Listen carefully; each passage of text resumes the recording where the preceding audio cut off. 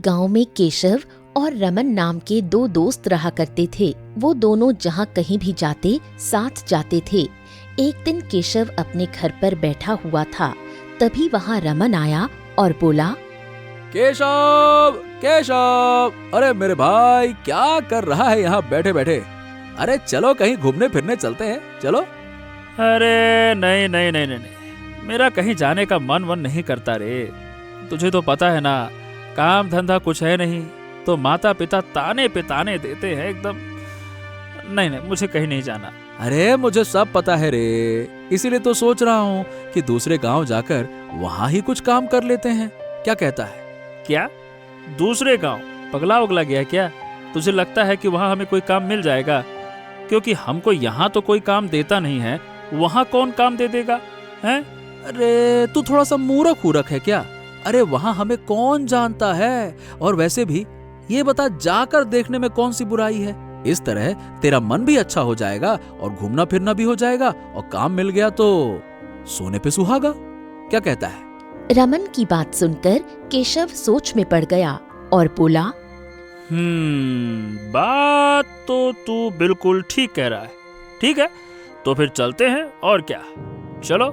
केशव रमन के साथ दूसरे गांव के लिए निकल गया। वो लोग धीरे धीरे चलते जा रहे थे, जिस पर केशव ने कहा, अच्छा ये बता रमन, वैसे तेरे माता पिता ने तुझे रोका नहीं? अरे वो क्यों रोकेंगे? उन्हें पता है कि मैं तेरे साथ हमेशा सुरक्षित रहूंगा, तो रोकने का सवाल ही नहीं उठता। हाँ, ये तूने ठीक कहा। वैसे भी तू मेरा सच्चा दोस्त है, मैं तुझे कुछ नहीं होने दूंगा। डा डा डा डा डा। मुझे पता है रे, इसीलिए तो मैं हमेशा तेरे साथ रहता हूँ। ना ना ना ना, ना ना ना ना। अभी वो लोग बातें करते हुए आ ही रहे थे, तभी अचानक उन्हें एक तालाब दिखाई दिया। तालाब को देखकर केशव ने रमन से कहा, हाँ, चलो हम लोग तालाब के किनारे कुछ देर आराम कर लेते हैं। वैसे भी मैं काफी ज्यादा थक गया हूँ।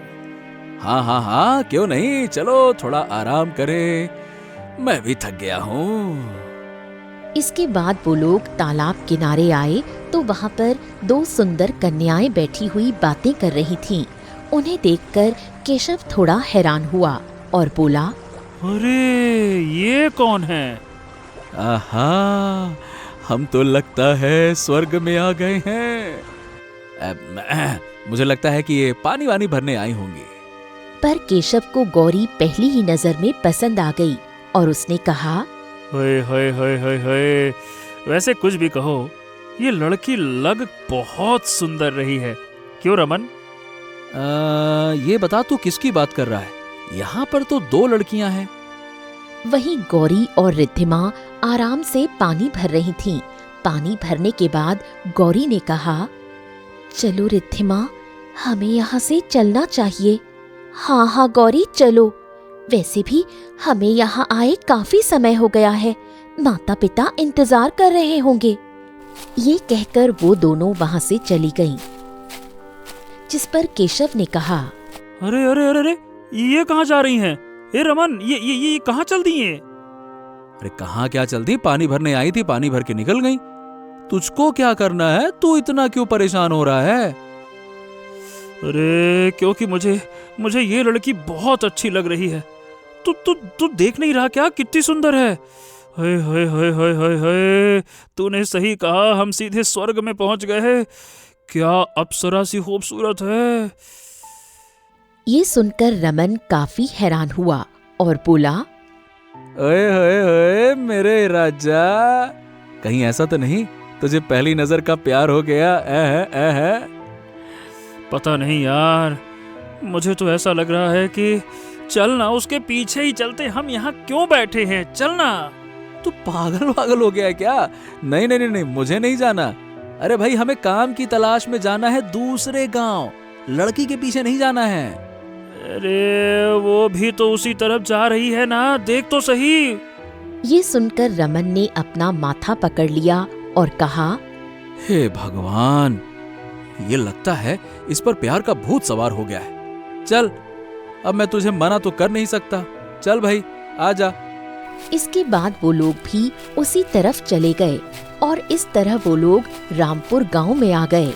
रामपुर गांव आने के बाद केशव ने देखा वो दोनों अलग अलग घरों में चली गईं, जिसे देखकर केशव ने कहा, अरे ये लोग कहाँ चली गईं?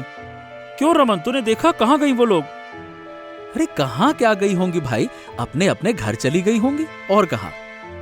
वैसे कुछ भी कहो, ये गांव देखने में बड़ा अच्छा लग रहा है। क्यों केशव? और नहीं तो क्या, इसीलिए तो मैं तुझे यहाँ पे लेकर आया हूँ। देखा देखा देखा। चल, हम लोग अब यहीं पे काम ढूंढेंगे। काम मिले ना मिले, नया काम कर लेंगे, लेकिन काम यहीं करेंगे।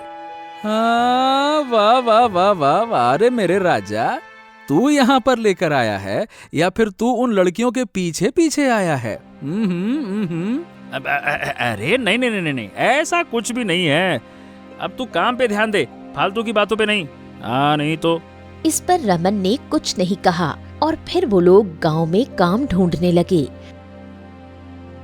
उन्हें मुखिया जी के पास काम मिल गया। मुखिया जी ने जब उन दोनों को देखा तो कहा, तुम लोग तो हमारे गांव के नहीं लग रहे हो। क्यों, कहाँ से आए हो? नहीं नहीं नहीं नहीं, हम लोग क्या है कि दूसरे गांव से काम की तलाश में यहाँ पे आए हैं। अच्छा चलो, अच्छी बात है। देखो, मेरे खेतों में कुछ काम है, तो आराम से तुम दोनों मिलकर कर लेना। हाँ हाँ हाँ मुखिया जी, आप परेशान बिल्कुल मत होइएगा, हम आराम से सारा काम करते हैं। चल रमन, आजा। इसके बाद वो दोनों खेतों की तरफ आ गए। खेतों में आने के बाद केशव और रमन आराम से काम करने लगे। तभी अचानक केशव की नजर पड़ोस के खेत में गई, जहाँ पर रिद्धिमा और गौरी किसी बूढ़े आदमी के साथ बैठी हुई बातें कर रही थीं। पिताजी, आपसे कितनी बार कहा है, घर से खाना लेकर आया कीजिए, रोजाना हम लोगों को लेकर आना पड़ता है। अरे बेटी, भूल जाता है, अब तू ही समझाना गौरी से, उम्र का तकाजा है बेटा। और क्या रिद्धिमा, तुम्हें चाचा जी से इस तरह बात नहीं करनी चाहिए, वो तुमसे कितना प्यार करते हैं। हाँ हाँ गौरी, तू तो इस तरह से पिताजी की तरफदारी कर रही है जैसे मैं नहीं तू ही उनकी बेटी हो। अरे रिद्धिमा, ऐसा क्यों कह रही हो? मैं तुझे और गौरी को अपनी बेटी ही मानता हूँ। ये सुनकर वो दोनों मुस्कुरा दी, जिस पर केशव ने रमन से कहा, अरे रमन, देख देख देख देख, जिन्हें हमने तालाब पे देखा था वो तो यहाँ पर भी हैं। हाय हाय हाय हाय, क्या मस्त लग रही है ये तो। ये सुनकर रमन थोड़ा हैरान हुआ और बोला, अबे तू पागल वागल हो गया है क्या, जो तुझे हर जगह वही वही दिखाई दे रही है? अरे तू पागल तू हो गया है, सच कह रहा हूँ, जरा उधर तो देख, मेरी तरफ क्या देख रहा है, उधर देख। ये सुनकर जब रमन ने इधर उधर देखा तो वहाँ पर सच में गौरी और रिद्धिमा थीं, जिसे देखकर वो भी हैरान हुआ और बोला, अरे हाँ, पर ये यहाँ क्या कर रही है? अब ये तो वही बताएगी यहाँ पे क्यों आई है, मुझे खुद समझ नहीं आ रहा। एक काम करते हैं ना, ए रमन, चलना, चलकर उनसे बात कर लेते हैं। अरे यही पूछ लेते हैं यहाँ कैसे हो, चलना। तू सच में पागल ही हो गया है क्या? अरे उनके साथ उनका बाप हुआ तो दोनों को पीटेंगे, और वैसे भी हम लोग यहाँ पे काम करने आए हैं, काम पे ध्यान दे। पता नहीं कहाँ कहाँ ध्यान लगाता रहता है, जरा ज्यादा इधर उधर ध्यान देने की जरूरत नहीं है, वरना घर जाकर चाची से शिकायत कर दूंगा तेरी। जाता है काम करने, ताड़ता है लड़कियां। अरे भाई, तू ऐसी उल्टी सीधी बातें क्यों करता है? क्या तू नहीं चाहता कि तेरा भाई खुश रहे? बता बता बता बता, तू क्या तू नहीं चाहता? हाँ, चाहता हूँ मेरे भाई, चाहता हूँ खुश रहे, इसीलिए तो कह रहा हूँ काम कर ले। ये सुनकर केशव ने कुछ नहीं कहा, पर गौरी ने ये देख लिया कि केशव उसे बार बार देख रहा था, जिस पर उसने रिद्धिमा से कहा, चल हम लोग यहाँ से चलते हैं। क्या हुआ गौरी, तू थोड़ी परेशान लग रही है। अरे चल तो, तब मैं तुझे बताती हूँ। इसके बाद वो लोग वहाँ से चली आईं।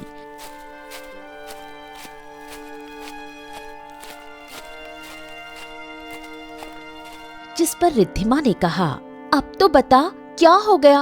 अरे तूने देखा नहीं, वो दोनों लड़के वही थे जो तालाब के किनारे हमें मिले थे। हाँ हाँ मैंने देखा, पर तू इतनी परेशान क्यों है? अरे परेशान होने वाली बात ही है, देख नहीं रही वो लड़का मुझे किस तरह घूर रहा था। अरे तो क्या हो गया? शायद उसे तू पसंद आ गई हो, इस वजह से।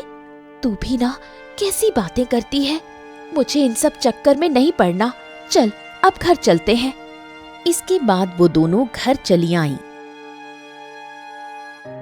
धीरे धीरे समय गुजरा, 1 महीना होने को आ गया।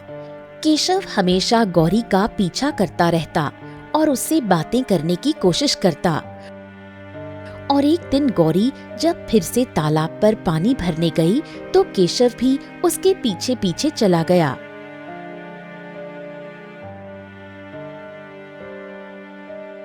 तालाब पर आने के बाद उसने गौरी से कहा, सुनो, तुमसे कुछ जरूरी बात करनी है तुमसे, मुझे कुछ बात करनी है जरूरी तुमसे। क्या है? मैं देख रही हूँ कई दिनों से तुम मेरा पीछा कर रहे हो, आखिर ऐसा भी क्या है? अरे अरे तुम गुस्सा क्यों कर रही हो?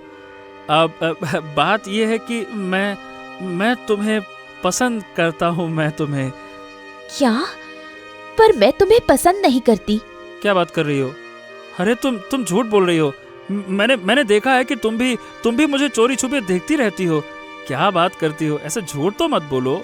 ये सुनकर गौरी शांत हो गई और बोली, हाँ तो क्या हो गया? और वैसे भी मुझे ये बातें बताने की जरूरत नहीं है, इसलिए तुम जाओ यहाँ से। अच्छा, तो मैं ये समझ लूं कि तुम मुझे पसंद करती हो? नहीं, मैं तुम्हें पसंद नहीं करती। ठीक है, अगर नहीं करती हो तो तुम मुझसे मिलने के लिए कल यहाँ पे वापस नहीं आओगी, है ना? ठीक है, कोई बात नहीं। ये कहकर केशव वहाँ से चला गया, जिस पर गौरी थोड़ी देर वहीं खड़े होकर सोचती रही। फिर वो भी वहाँ से चली गई।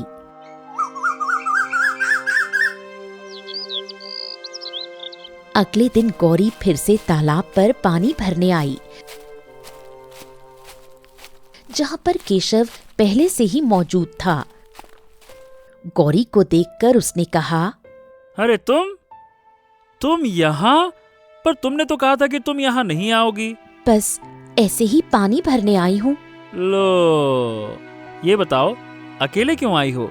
तुम्हारी दोस्त कहाँ है? वो उसे कुछ काम था, इस वजह से। अच्छा, या फिर तुम मुझसे पानी भरने के बहाने मिलने आई हो? क्यों है? ये सुनकर गौरी ने कुछ नहीं कहा और बोली, ऐसा कुछ भी नहीं है जैसा तुम समझ रहे हो। मैं बिल्कुल ठीक समझ रहा हूँ। अच्छा ये बताओ, आखिर तुम इतना छुपा क्यों रही हो? बता क्यों नहीं सकती कि तुम मुझसे प्यार करती हो? मैं तुम्हें खा थोड़ी जाऊंगा, मैं भी तो तुमसे प्यार करता हूँ। बोलो। अरे ये सुनकर गौरी शर्मा गई और बोली, क्योंकि मुझे डर लगता है मेरे माता पिता कभी भी हमारे रिश्ते के लिए राजी नहीं होंगे। ओहो, अरे तुम चिंता क्यों करती हो? मैं हूँ ना, मैं उन्हें मनाऊंगा। ये सुनकर गौरी खुश हो गई।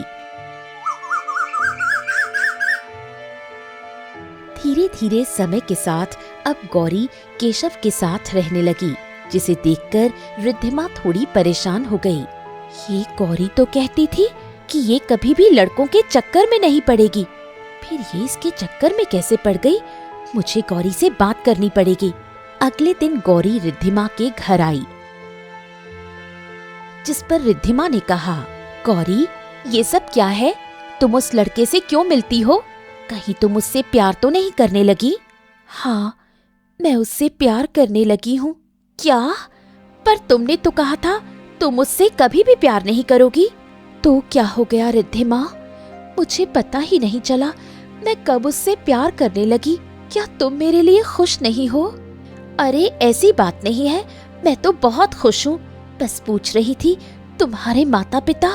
केशव ने कहा है वो मेरे माता पिता को मना लेगा। चलो ये तो बहुत अच्छी बात है, पर पहले मुझे उसकी परीक्षा लेनी पड़ेगी कि वो तुमसे प्यार करता भी है या नहीं। तभी वहाँ केशव आया और बोला, आहा, तो क्या बातें हो रही हैं तुम दोनों में? कुछ नहीं। वैसे मुझे पता चला है कि तुमने मेरी दोस्त का दिल चुरा लिया है। हाँ हाँ, तुम्हें भी पता लग गया, क्या बात है। वैसे और किस किस को पता लग गया है? किसी को नहीं। वैसे सिर्फ मेरी दोस्त का ही दिल चुराया है या फिर किसी और का भी? ये सुनकर केशव थोड़ा हैरान हुआ और रिद्धिमा को हैरान होकर देखने लगा, जिस पर गौरी ने कहा, क्या हुआ? कुछ नहीं, बस ऐसे ही।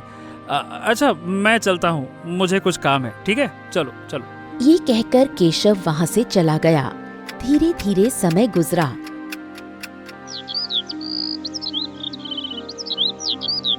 और एक दिन गौरी ने अपने घर अपने माता पिता को केशव के बारे में बता दिया। ये सुनकर उसके माता पिता बहुत गुस्सा हुए और बोले, मुझे तुमसे ऐसी उम्मीद नहीं थी गौरी। तुमने हमारा विश्वास तोड़ दिया। तुम्हारे पिताजी तुम पर कितना विश्वास करते थे। पर माँ, मैं केशव से प्यार करती हूँ। ये क्या बात करती हो गौरी? मैंने तुम्हें आजादी दी, पर तुमने उस आजादी का बहुत गलत फायदा उठाया। ऐसा कौन करता है, हैं? पर पिताजी, प्यार करना कोई गुनाह नहीं है। बेटा, हमारे यहाँ ये गुनाह होता है। गांव में कोई भी लड़की प्यार नहीं करती है। उसके माता पिता ही तय करते हैं कि उसकी शादी कहाँ होगी। लड़की को किससे प्यार करना है ये माता पिता बताते हैं। लड़कियां खुद नहीं तय करती हैं। बात करती है गुनाह नहीं किया है। इतनी बड़ी हो गई है अब ये। पर मैं केशव से प्यार करती हूँ। मैं उससे शादी करूंगी, वरना मैं मर जाऊंगी। आप लोग मान जाइए ना, मैं केशव के बिना नहीं रह सकती। ये कहकर गौरी जोर जोर से रोने लगी। अपनी बेटी को इतना दुखी देखकर विनोद ने कहा, अच्छा ठीक है, रो नहीं, शांत हो जाओ। पहले शांत। ठीक है, एक बार केशव को घर पे बुलाओ, उससे बातचीत करेंगे, तभी हम कुछ सोचेंगे। लेकिन हाँ, ज्यादा खुश होने की जरूरत नहीं है। मैंने सिर्फ घर बुलाने का बोला है। जाओ। ये सुनकर गौरी काफी खुश हुई और उसने केशव को घर पर बुला लिया। केशव घर पर आया तो विनोद से बोला, नमस्ते, मैं ही केशव हूँ और मैं आपकी बेटी से प्यार करता हूँ। वैसे ये बताओ कि तुम्हें हमारी बेटी में ऐसा क्या दिखाई दिया जो तुम्हें हमारी बेटी से प्यार हो गया? ये क्या बात कर रहे हैं आप अंकल जी? आपकी बेटी बहुत ही सुंदर है। और फिर प्यार तो हो जाता है ना, किसी से किया थोड़ी जाता है। इतना सोचा नहीं जाता प्यार करने के बारे में। मैंने आपकी बेटी को देखा और मुझे प्यार हो गया। प्यार हो गया। चलो ठीक है, ये सब तो ठीक है, चलता रहेगा। वैसे ये बताओ, तुम्हारी जाति क्या है? क्योंकि हम लोग तो ऊंची जाति के हैं। ये सुनकर केशव थोड़ा हैरान हो गया, क्योंकि वो ऊंची जाति का नहीं था और उसने कहा, पर मेरी जाति तो थोड़ी नीच है। क्या तुम्हारी जाति नीच है? नीच जाति के हो तुम? अरे तो तुमने हमारी गौरी को इस बारे में बताया था कि नहीं बताया था, हैं? ये सुनकर गौरी भी काफी ज्यादा हैरान हुई और बोली, क्या तुमने मुझे पहले क्यों नहीं बताया केशव? अरे पर मैंने सोचा कि प्यार में जात पात तो नहीं देखा जाता होगा ना, प्यार तो बस हो जाता है। किसने कहा नहीं देखा जाता? प्यार में भी सब कुछ देखा जाता है। अब मैं किसी गधे घोड़े के सर तो अपनी बेटी को नहीं बांध सकता ना। फालतू की बात करते हो, प्यार में नहीं देखा जाता। ये शादी नहीं हो सकती है। और गौरी, अब तुम भी कान खोल के सुन लो। अगर तुमने इस लड़के के बारे में फिर से कहा ना, तो मुझसे बुरा कोई नहीं होगा। बस बात खत्म। आप जा सकते हैं, जाइए। ये सुनकर गौरी काफी ज्यादा दुखी हुई।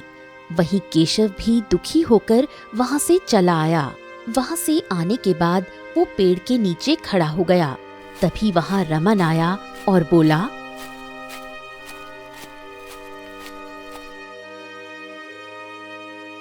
केशव, ओ मेरे भाई केशव। क्या हुआ भाई? क्या बात है, तू इतना दुखी क्यों लग रहा है? तू तो गौरी के घर पे गया था ना, क्या हुआ? क्या हुआ क्या? मना कर दिया उन्होंने, क्योंकि मैं नीच जात का हूं। अरे यार, तुझे पहले ही समझाया था कि गौरी को बता दे, पर तूने बताया नहीं। अगर गौरी को बता देता तो आज गौरी तेरी तरफ होती ना, उसको भी झटका लगा होगा। अरे पर मैंने सोचा था वो इतना नहीं सोचेगी, वो मान जाएगी। अच्छा चल ठीक है, ये सारी बातें छोड़, अपना दिल छोटा मत कर रे। भगवान ने हमें जहां भेजा है हमको तो वहीं रहना है। हम तो तय करते नहीं कि हमारी जात क्या होगी, समझा? तभी वहां रिद्धिमा आई और बोली, अरे ये क्या हो गया? मुझे तो बहुत बुरा लगा, तुम लोगों का रिश्ता टूट गया। वैसे मुझे तो पहले ही पता था ऐसा ही होगा। हैं? ये तुम क्या कह रही हो? मैं बिल्कुल ठीक कह रही हूँ। और वैसे भी तुम्हारा दोस्त गौरी से प्यार नहीं करता, वो मुझसे प्यार करता है। ये सुनकर रमन काफी हैरान हुआ और बोला, ये सब क्या है? ये लड़की क्या कह रही है? ये सुनकर केशव भी थोड़ा हैरान हुआ।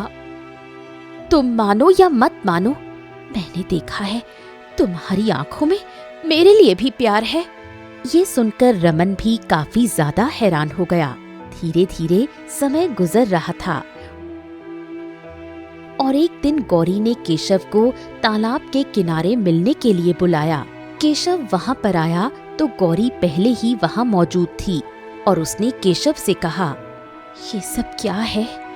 रिद्धिमा कह रही है तुम उससे प्यार करते हो, तो फिर तुमने आखिर मेरे साथ खेल क्यों खेला? नहीं गौरी, मैंने कोई खेल नहीं खेला तुम्हारे साथ। अब मैं तुम्हें कैसे बताऊं? मुझे खुद समझ नहीं आ रहा कि मैं कैसे समझाऊं तुम्हें। मैं क्या समझ में नहीं आ रहा? सच तो ये है तुमने मेरे साथ धोखा किया है। जब तुम्हें रिद्धिमा से प्यार था तो मुझे अपने प्यार के जाल में क्यों फंसाया? अब देखो गौरी, मैं सही बोल रहा हूँ। मुझे खुद पता नहीं लगा कि कब मुझे उससे और तुमसे प्यार हो गया।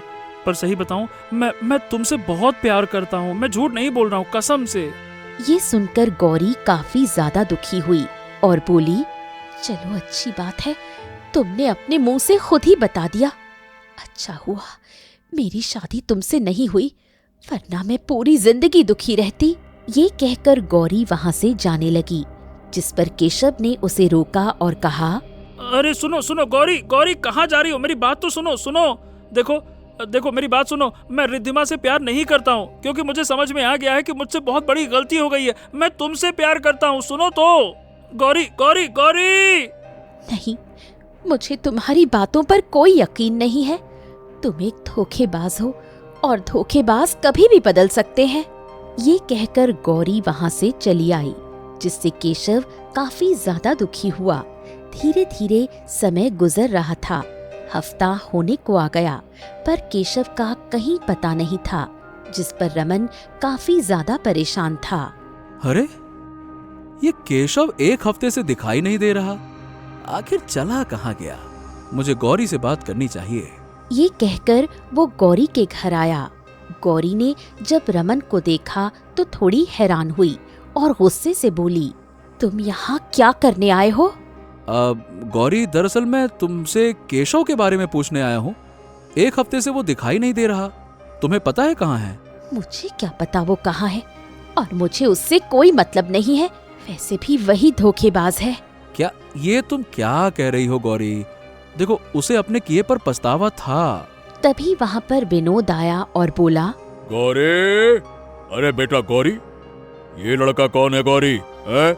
इस पर गौरी ने बताया कि ये केशव का दोस्त है, जिस पर रमन ने कहा, अंकल जी राम, मैं यहाँ पर केशव के बारे में पूछना आया हूँ। दरअसल क्या है कि केशव एक हफ्ते से दिखाई नहीं दे रहा है। अरे दिखाई नहीं दे रहा तो क्या हमने उसको घर में छुपा रखा है क्या? हमें क्या पता कहाँ है वो? और वैसे भी हमें उस लड़के से कोई मतलब नहीं है। क्या ये क्या कह रहे हैं आप अंकल? देखिए, मुझे पता है कि उससे बहुत बड़ी भूल हुई है, पर आप तो बड़े हैं ना, आप ऐसा मत कीजिए। अगर उससे कुछ हो गया तो सही बता रहा हूँ, मैं अपने आप को कभी माफ नहीं कर पाऊंगा।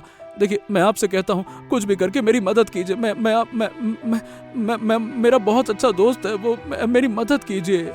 ये कहकर रमन काफी ज्यादा दुखी हुआ और विनोद से विनती करने लगा, जिस पर उन्होंने कहा, अच्छा ठीक है, ठीक है, ठीक है, एक काम करो, मुखिया जी से इस बारे में जाकर बात करो। हाँ ठीक है, मैं मुखिया जी के पास जाता हूँ। इसके बाद रमन मुखिया जी के पास आ गया। वहीं गौरी भी काफी ज्यादा परेशान हो गई कि अचानक से केशव कहाँ चला गया, और यही सोचकर वो भी कहीं चली गई। दूसरी तरफ रमन मुखिया जी के पास आया और दुखी होकर बोला, राम राम मुखिया जी हमारी मदद कीजिए। मेरा दोस्त एक हफ्ते से दिखाई नहीं दे रहा है। क्या हुआ केशव को? केशव तो वाकई में एक हफ्ते से मुझे भी दिखाई नहीं दे रहा। मैं तो तुमसे खुद पूछने वाला था कि है कहाँ वो। पता नहीं मुखिया जी, अब मैं आपको क्या बताऊं। अच्छा पहले ये बताओ कि आखिर बात क्या है और ये सब गांव में चल क्या रहा है केशव को लेकर। इसके बाद रमन ने मुखिया को सारी बात बताई, जिसे सुनकर मुखिया भी हैरान हुआ और बोला, वैसे तुम्हारे दोस्त ने काफी गलत किया, उसे ऐसा नहीं करना चाहिए था। अब मुझे पता है मुखिया जी, पर बात यह है कि अब वो एक हफ्ते से गायब है। मेरी मदद कीजिए, मैं उसके माता पिता को क्या जवाब दूंगा।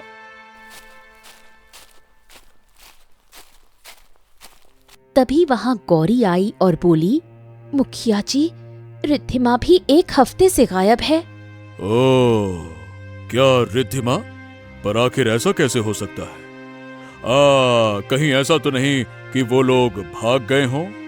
नहीं मुखिया जी, ऐसा नहीं हो सकता। मैंने रिद्धिमा के पिताजी से बात की तो वो कह रहे हैं वो एक हफ्ते पहले मौसी के घर चली गई। क्या?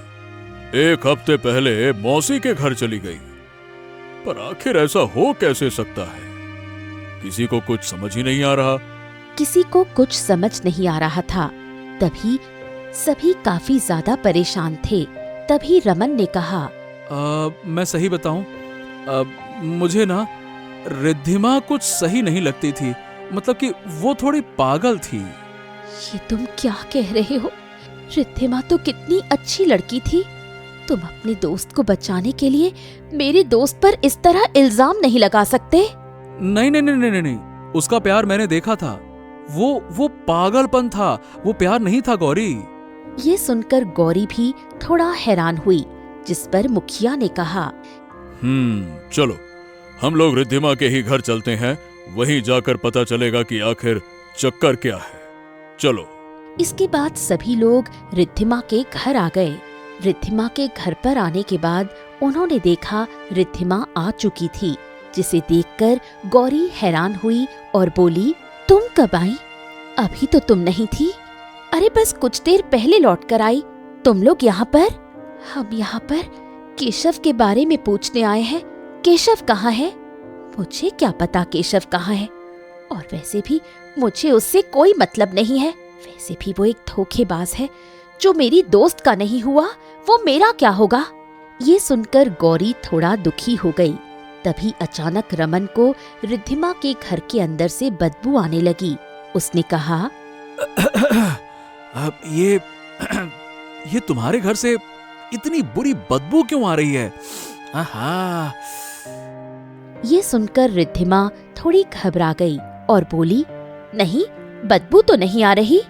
तभी गौरी ने भी ध्यान दिया और कहा, तुम्हारे घर से इतनी बदबू क्यों आ रही है? आखिर अंदर क्या है? नहीं, कुछ भी नहीं है। पर किसी ने भी रिद्धिमा की बातों पर ध्यान नहीं दिया और सभी घर के अंदर आ गए तो वहाँ कुछ नहीं था। जिस पर रिद्धिमा ने कहा, मैंने तो पहले ही कहा यहाँ पर कुछ नहीं है। ये सुनकर मुखिया ने कहा, लगता है बदबू कहीं और से आ रही है। पर तभी रमन को जमीन गीली दिखाई दी और उसने कहा, यहाँ पर ये जमीन इतनी पीली क्यों है? ऐसा लग रहा है जैसे यहाँ कुछ है। नहीं, यहाँ पर कुछ नहीं है। अब मुझे ना अजीब सी घबराहट हो रही है मुखिया जी। जरूर यहाँ पर कुछ है। जरूर यहाँ पे कुछ है मुखिया जी। नहीं, नहीं, मैं मना कर रही हूँ ना, यहाँ पर कुछ नहीं है। पर किसी ने भी रिद्धिमा की बात नहीं सुनी और रमन ने जब वहाँ खुदाई की तो वहाँ पर केशव की लाश निकली, जिसे देखकर सभी लोग बुरी तरह हैरान हो गए और गौरी काफी ज्यादा दुखी हुई और बोली, ये क्या हो गया? इसका मतलब तुमने केशव को मार दिया? ये सुनकर रिद्धिमा काफी ज्यादा दुखी हुई और बोली, नहीं नहीं, मैंने केशव को नहीं मारा। नहीं, तुमने ही केशव को मारा है। तुमने आखिर ऐसा क्यों किया? क्यों मारा उसे? बोलो रिद्धिमा, बोलो। हाँ, मैंने ही मारा है, क्योंकि वो तुमसे प्यार करता था, जबकि उसने मुझे भी अपने प्यार के जाल में फंसा लिया था। जब तुम्हारा रिश्ता टूटा तो मैंने सोचा मैं उससे शादी कर लूंगी, पर उसने मुझे मना कर दिया और कहा वो तुमसे ही शादी करेगा। मेरे पास तो कोई रास्ता नहीं था, इसलिए मैंने उसे मार दिया। ये सुनकर सभी काफी हैरान हुए और गौरी ने कहा, इसका मतलब इसलिए तुम एक हफ्ते से गायब थी? हाँ, मैंने सोचा कि मैं मौसी के घर चली जाऊंगी तो किसी को पता ही नहीं चलेगा, पर सारा प्लान फेल हो गया। तुम पर ना पहले से ही शक था। तुम पागल हो, बिल्कुल पागल। तुमने मेरे दोस्त को मार दिया। मैं तुम्हें छोड़ूंगा नहीं, मैं तुम्हें मार डालूंगा, मैं तुम्हें मार डालूंगा। अरे बस बस बस बस रमन, नहीं नहीं नहीं नहीं, पकड़ो अपने आप को काबू में रखो, धैर्य रखो। इसे कड़ी से कड़ी सजा दी जाएगी। रिद्धिमा, वाकई में हमें तुमसे ऐसी उम्मीद नहीं थी। तभी वहाँ सुरेश आ गया। जब सुरेश को ये सब पता चला तो वो भी दुखी हुआ और बोला, अरे मुझे नहीं पता था रिद्धिमा, तुम्हारी जिद ऐसा कुछ करेगी। अरे तुम अपनी जिद में किसी की जान ले लोगी, ये हमने सोचा नहीं था। मुखिया जी, ले जाइए, ऐसी हत्यारन हमारी बेटी नहीं हो सकती। मैं इसकी शक्ल तक नहीं देखना चाहता। ले जाइए इसको, ले जाइए। ये आप क्या कह रहे हैं पिताजी? आप भी? इसके बाद मुखिया रिद्धिमा को गांव से निकाल देता है। वहीं गौरी और रमन काफी ज्यादा दुखी थे और गौरी ने कहा, मुझे माफ कर दो, मुझे नहीं पता था ऐसा कुछ हो जाएगा। हाँ, तुम क्यों माफी मांग रही हो गौरी? इसमें गलती केशव की ही थी। उसे तुमसे ही प्यार करना चाहिए था। अब मैं उसके माँ बाप को क्या जवाब दूंगा? ये कहकर रमन काफी ज्यादा दुखी होता है और फिर वहाँ से चला जाता है। और इस तरह एक दो तरफा प्यार की कहानी का दर्दनाक अंत होता है।